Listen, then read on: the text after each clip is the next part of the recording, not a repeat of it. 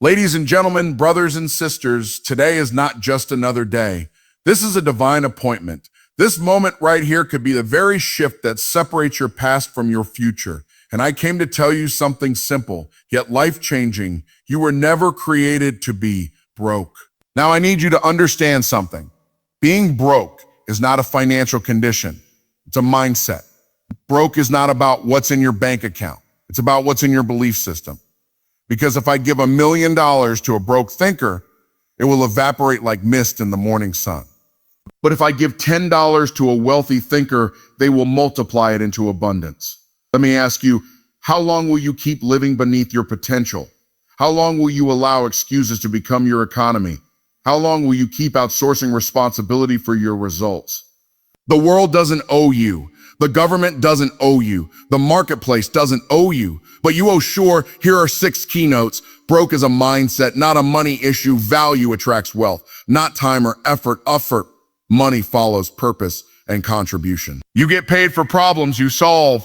Wealth requires identity transformation. Declare dominion. Never be broke again. Would you like these turned into a slide deck or speaking outline?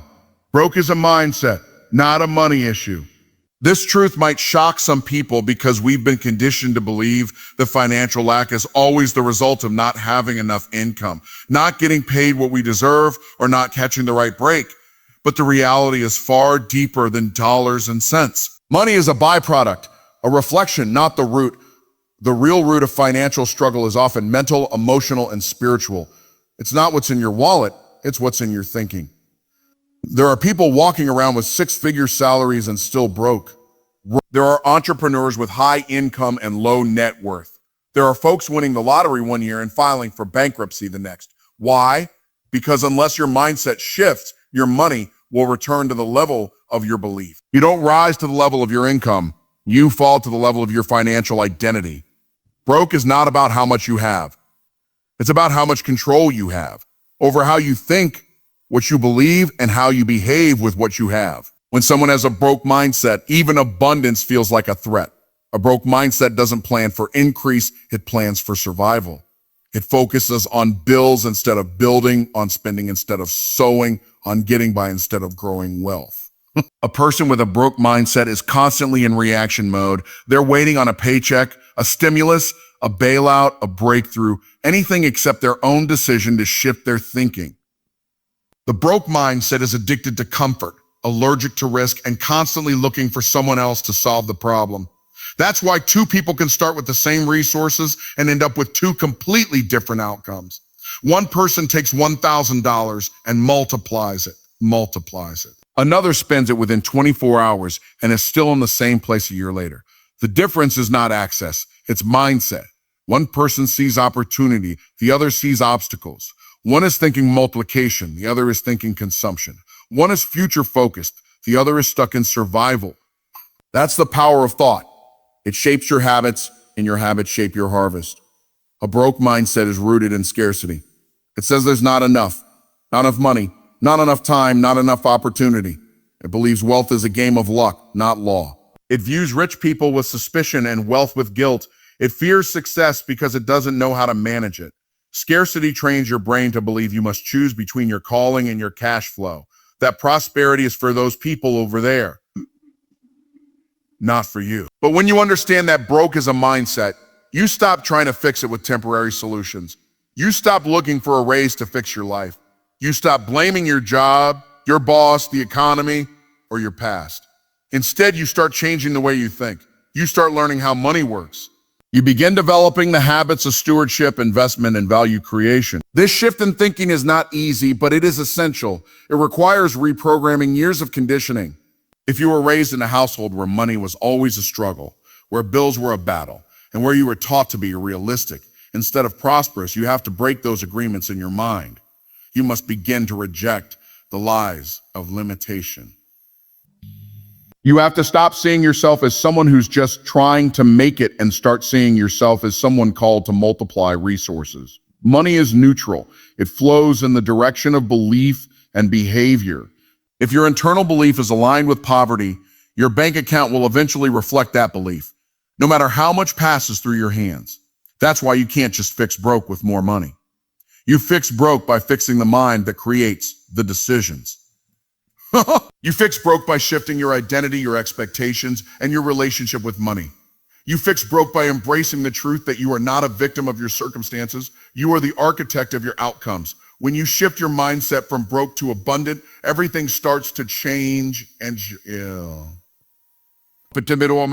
start thinking long-term. You delay gratification. You focus on ownership instead of liability. You seek knowledge instead of comfort. You learn to invest in your mind before you try to invest in the market. You begin to understand that wealth is not a destination. It's a discipline. And that discipline starts with your mind. Keynote no. And 2, value attracts wealth, not time or effort, expanded to 700 words. Most people have been taught from a young age that time equals money. Work hard, show up on time, put in your hours, and eventually you'll be rewarded.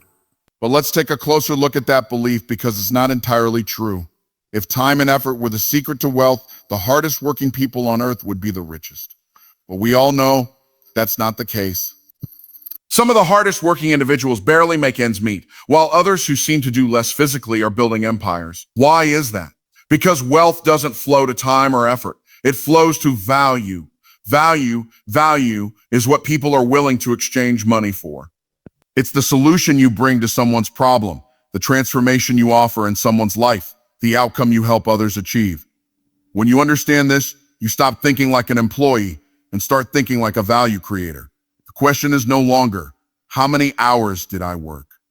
The question becomes, what problem did I solve and how powerfully did I solve it? You don't get paid for your presence. You get paid for your contribution. This is why someone can earn $10 an hour flipping burgers and someone else can earn $10,000 for a 1-hour consultation. It's not about time. It's about the value packed into that time. Wealthy people don't trade time for money. They trade solutions for money. They've learned to detach their income from their schedule and attach it to their ability to create results.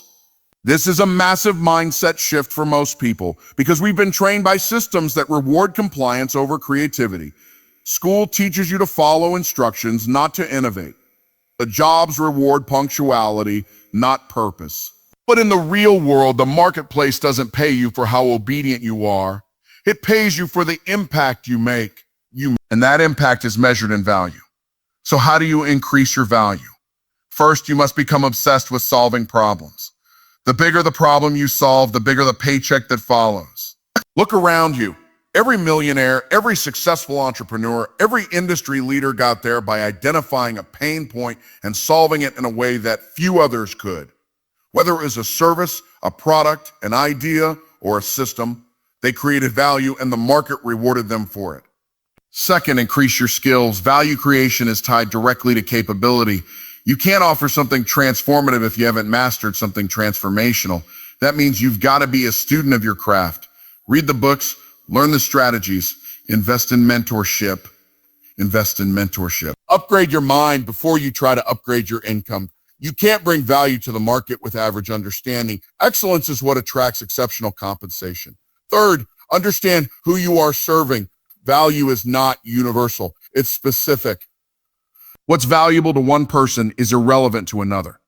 That means your success depends on your ability to clearly define your target audience and speak directly to their pain, their desires, and their goals. When you understand their world better than they do, they will trust you to lead them out of it. And trust multiplies value. Now, here's what most people miss. Working hard is good, but working hard without end value is a treadmill, not a wealth strategy. You can run hard, sweat more, and move faster, but you'll still be stuck in the same spot. Movement is not progress. Only when effort is aligned with value does income increase. That's when you stop chasing money and start attracting it. Value is magnetic. You don't have to beg for sales when you're solving real problems. You don't have to convince people to pay you when what you offer changes their life. And you don't need 40 hours a week to make 6 figures. You just need to provide something so valuable that people are willing to pay for access, speed, clarity, convenience, or transformation. This is the blueprint of financial freedom. Shift your focus from effort to impact, from hustle to help, from time to transformation. Because when you become a person of high value, the money will come. Not because you're chasing it, but because you're attracting it with who you've become and what you offer. Time is limited. Effort has a ceiling, but value is limitless. And the more value you create, the more wealth you can receive. Keynote no. 3, money follows purpose and contribution expanded to 700 words. Money doesn't chase people who are simply busy. It doesn't reward those who are just clocking in and checking boxes. It follows purpose. It follows contribution. This is why someone can be overwhelmed with tasks and still be broke, while someone else, fully aligned with their calling, is producing overflow. The difference isn't the amount of activity, it's the intention behind the activity. Purpose is what gives your effort power. Contribution is what gives your purpose direction. When you operate in your purpose, you're not just working, you're fulfilling. You're not just producing, you're impacting. And where there is purpose and contribution, money naturally flows. Why? Because the marketplace is a mirror of service. It reflects the value you bring to others.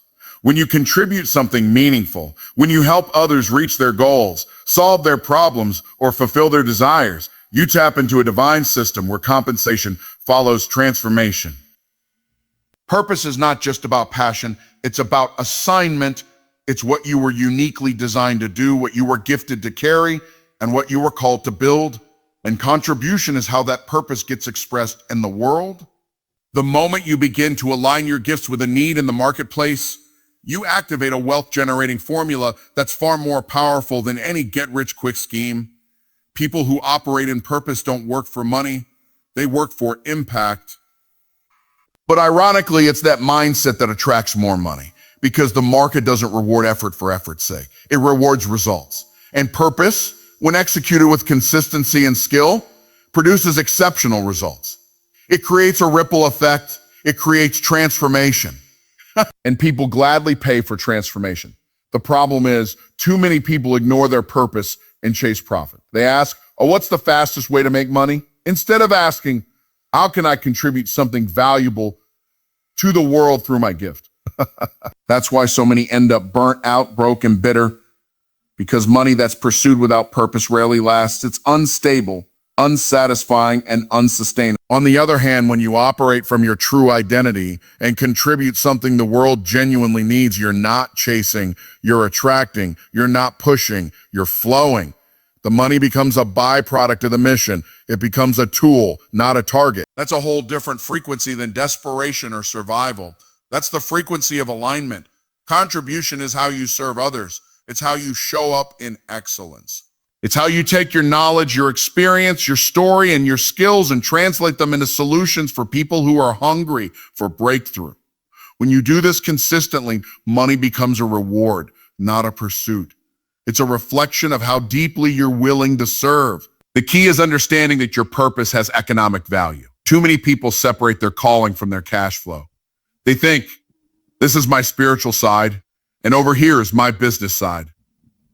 But that's a false division. When you are walking in purpose, you are walking in provision. Because your purpose is your most powerful product. It's the source of your contribution, and therefore the source of your income. There are people right now waiting for the solution that only you can bring. They're struggling with problems you've already overcome. They're praying for clarity, for leadership, for answers, and you have it. But as long as you play small, as long as you ignore your assignment, you're withholding the very thing they're willing to pay for. Not because you're exploiting them, but because you're solving for them.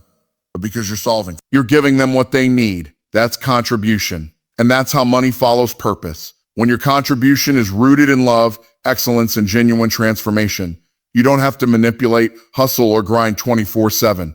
Your work speaks for you. Your reputation markets you. Reputation markets. Your results build trust. And in an economy where trust is currency, that alone will elevate your income. Because people don't buy products, they buy outcomes, they buy certainty, they buy solutions. And the more aligned you are with your purpose, the more powerful your contribution becomes. You were never meant to chase money. You were created to chase purpose, to deliver contribution, to unlock destiny in others by fulfilling your own. And in doing so, wealth becomes a result, not a requirement. Because money always follows those who show up in purpose and make a meaningful contribution to the lives of others. Keynote no. 4. You get paid for problems you solve expanded to 700 words. In today's economy, money is not earned simply by showing up. It's earned by solving problems. That's the real currency of wealth. Every dollar in your account, every client who hires you, every business that grows. It all comes down to one simple truth.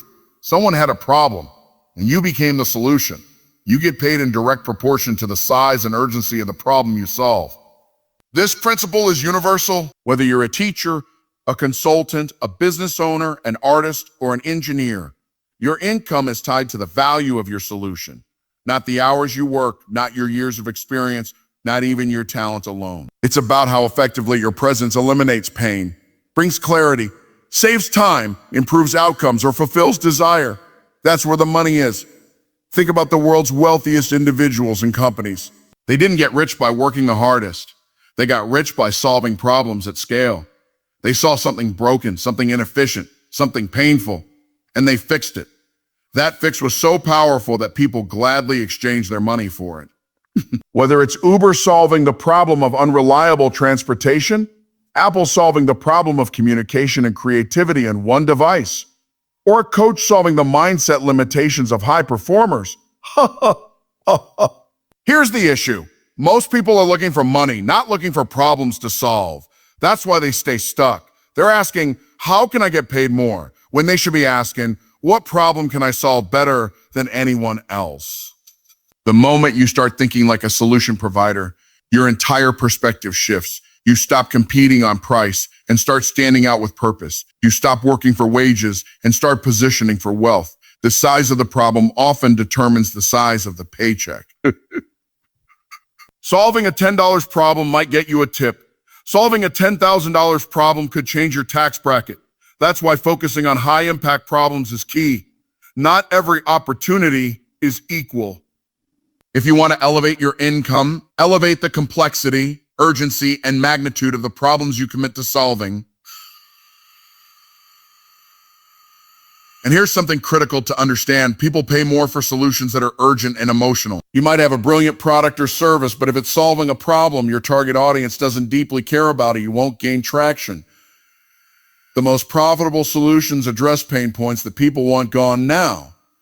Think health, finances, relationships, freedom, confidence, identity. These are the deep problems people will invest in solving. Not someday, but today. It's also not enough to just solve problems. You have to communicate your solution clearly. If the people who need your help don't understand how you can help them, you're invisible. And invisible people don't get paid. That's why positioning and messaging matter. You must learn how to articulate the value of your solution in a way that resonates, that connects emotionally, and that builds trust instantly. Your unique set of experiences, skills, and insights gives you a specific lens to solve problems in a way others can't. That's your edge. That's your lane. Lean into it. Stop trying to be everything to everybody and focus on becoming the best at solving something specific for someone specific. That's how you build expertise. That's how you build demand. That's how you build a brand that gets paid. Now understand this. Solving problems doesn't mean doing everything for everyone. It means doing one thing with excellence and doing it consistently. Too many people dilute their value by trying to be versatile, but clarity creates clients and mastery multiplies money. When you become known for solving a specific problem with excellence, your name becomes your marketing and your results become your referral engine. Problem solvers are never unemployed for long. In fact, the higher your value in the marketplace, the more your opportunities expand. When people see that you bring results, they want you in the room. They want to pay you. They want to partner with you. Why? Because problems are everywhere and true solutions are rare. So if you're serious about financial freedom, stop waiting to be discovered and start solving. Find the problem you were born to fix. Lean into it with boldness. Learn it, master it, package it, deliver it, and watch as money begins to chase you. Not because you're lucky, but because you're solving problems that matter. Keynote no. 5. Wealth requires identity transformation. Expanded to 700 words, you cannot build lasting wealth with a poverty identity. Before your bank account changes, your belief about who you are must change. This is why so many people can increase their income temporarily, but eventually return to the same financial struggle because their identity never evolved. You don't attract wealth based on what you want. You attract it based on who you are, until you become the kind of person who can handle, manage, and multiply wealth. Even if money shows up, it won't stay. Identity is the root, behavior is the fruit, and results are the harvest. If your internal picture of yourself is small, fearful, or limited, your external world will reflect that, no matter how many opportunities you encounter. Wealth requires a shift in how you see yourself, what you believe you're worthy of, and how you operate in the world. It's not about pretending to be rich. It's about becoming someone who thinks, decides, and acts in alignment with abundance. Most people are trying to change their finances without changing their foundation. They're looking for new strategies while operating from old mentalities. But you can't live wealthy with a broke mindset. You can't build overflow while identifying as someone who always struggles. You can't steward millions with the habits of someone who can't manage hundreds. The identity has to shift first, or the money will always feel temporary, even if it comes in waves. This is why affirmations alone don't work unless they're backed by transformation. You can speak positive words all day, but if deep down you still see yourself as someone who's bad with money, and not business-minded, or not one of those wealthy people, your results will always collapse back to your core beliefs. Identity creates a thermostat for your life. You may spike temporarily, but without an upgrade in identity, you'll return to your default setting. Wealth is not just about numbers, it's about nature. Who you be determines what you can hold. The person who consistently creates wealth doesn't just know what to do. They've become someone who does it without hesitation. Their decisions are aligned with growth. Their habits are rooted in discipline. Their environment supports their next level. That kind of identity isn't inherited. It's built intentionally, daily, and often painfully. You must decide to stop being who you were taught to be and start becoming who you were designed to be. That means letting go of the old narratives.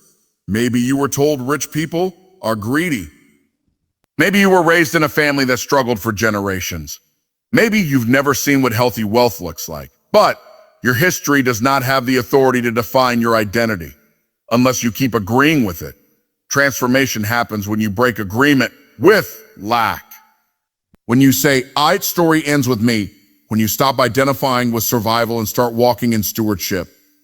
When you shift from consumer to creator, from spender to investor, from earner to multiplier. Those aren't just financial categories. Their identity shifts. Their choices about who you believe you are and what kind of future you believe you're responsible for. Wealth doesn't change you, it reveals you. If you still carry the identity of someone unworthy, unseen, or uncertain, money will only magnify those insecurities. But if you develop the identity of someone who is wise, generous, strategic, and impactful, money becomes a tool for expansion, not destruction. That's why identity work is non-negotiable. Without it, success is sabotage waiting to happen. You don't build wealth by chance. You build it by becoming someone who thinks like a builder and learn to delay gratification. You say no to distractions. You elevate your standards. You invest in your growth. You audit your environment. You take full ownership of your choices. That's identity in action, not just words, not just hopes. Real transformation expressed in behavior. And the good news is, identity is not fixed. It can evolve. It can grow. It can grow. You can decide at any moment to stop identifying with your limitations and start aligning with your legacy. You can begin seeing yourself as a producer, not just a participant, a leader, not just a laborer, someone called to overflow, not just survival. The transformation begins in your mind, but it doesn't end there. It becomes your habits. It becomes your rhythm. It becomes your new financial normal. Keynote no. 6, you must learn to multiply, not just earn. Expanded to 700 words, earning money is only the beginning of the wealth journey. Most people stop there. They focus on how to get more income, how to increase their salary, how to charge higher prices. And while earning is important, it is not enough. If you only know how to earn, you will always be working. True wealth is not built by how much you earn. It's built by how effectively you multiply what you earn. Multiplication is the mindset and skill set that separates the financially free from the financially busy. A person who knows how to multiply money can do more with $1,000 than someone who only knows how to earn can do with $100,000. Because multiplication is about leverage, leveraging money, time, people, systems, and ideas. It's about making what you have work for you even when you're not working. The problem is most people have only been trained to operate as laborers. They know how to exchange time for money, but they don't know how to make money work while they rest. That's why people can make 6 figures a year and still feel broke, because they're earning at a high level but multiplying at zero. They've mastered income but not increase. Multiplication starts with understanding that money is a seed, not just a paycheck. Every dollar you receive has the potential to grow or disappear. You can spend it, consume it, waste it, or plant it. If you see money only as something to use, you'll spend it all. If you see it as something to multiply, you'll begin making decisions that lead to wealth, not just lifestyle. This is why wealthy people talk about investments, assets, equity, and returns. They aren't obsessed with how much they make. They're obsessed with how much their money makes. They focus on cash flow, not just cash. So they study vehicles that grow their money, real estate, businesses, intellectual property, stocks, systems, because they know that if they stop working, their wealth keeps growing. That's the power of multiplication. It's not enough to just save either. Saving is smart, but saving alone won't make you rich. Saving preserves, multiplying increases. Your money in a savings account is safe but stagnant. It's not growing, it's not growing, it's not working, and over time, inflation is eroding its value. If you want to build legacy-level wealth, you must develop the courage, wisdom, and vision to put your money into motion. Multiplication also applies to your gifts and your time. You can't do everything alone. You need systems. You need people. You need automation. You need delegation. A person who tries to do everything by themselves will always hit a ceiling. But someone who learns how to replicate themselves through others, through tools, through structure, they begin to scale. And scale is where multiplication lives. Many people fear multiplication because it requires risk. It requires stepping into the unknown, trusting the process, and learning new skills.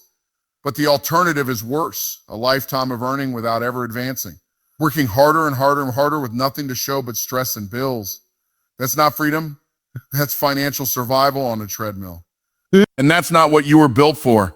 To multiply, you must become a steward. That means managing what you have with intention. It means making money decisions based on purpose, not impulse. It means saying no to instant gratification so you can say yes to generational impact. Stewards understand that money is not the goal. It's a resource. And when handled with wisdom, it becomes a force for transformation. Multiplication also requires education. You must grow in financial intelligence. You must understand cash flow, investing, systems, and scalable models. You must be willing to become a student of wealth, not just a hustler of income. Because multiplication is not about working more. It's about working smarter. It's about putting structure behind your money so that every dollar you earn becomes a soldier sent out to bring more back.